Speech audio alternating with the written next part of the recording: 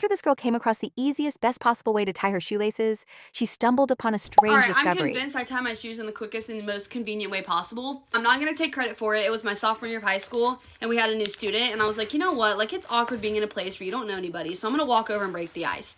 As I'm walking over, I watch this dude tie his shoes, and I'm like, how did you do that? And he's like, what do you mean? I'm like, how did you just tie your shoes? For the next 25 minutes, he literally taught me how to tie my shoes, and it's completely changed my life. If you want a tutorial at the end of the video, I'll give you one. Just watch how quick and efficient that is.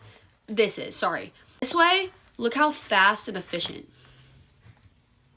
In case you missed it, it's literally just like the quickest pull. And I have acrylics on, guys. So it's like, it's so much slower than how I normally do it with acrylics. Or without acrylics.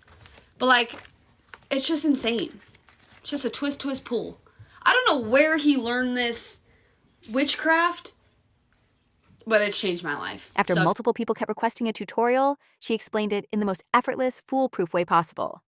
Okay, here's the tutorial everyone's been waiting for. Tie your shoes in the most convenient way possible. You always want to make sure this part of your shoe is tight, so I always make sure all my laces are secure. To preface, this is my left hand, this is my right hand. You're gonna make L's with your fingers and hold your shoelaces with these hands. Right hand, thumb and finger go towards the wall and wrap underneath the shoelace.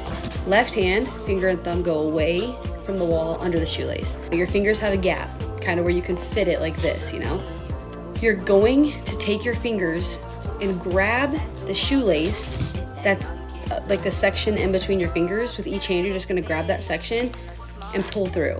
And now, after you pull it, you're already holding it how you were before, and you're gonna do the same thing.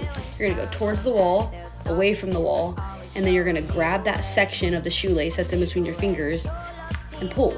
It's done. Make a 10-minute